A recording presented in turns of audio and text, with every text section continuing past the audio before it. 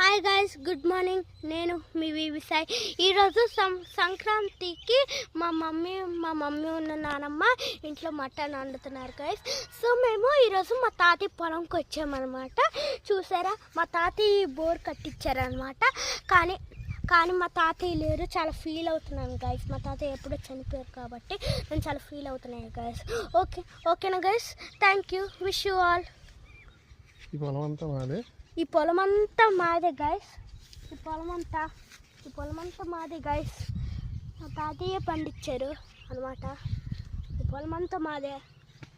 So చూసారు కదా పొలము. ఇంకా చూపిస్తాను రండి గైస్.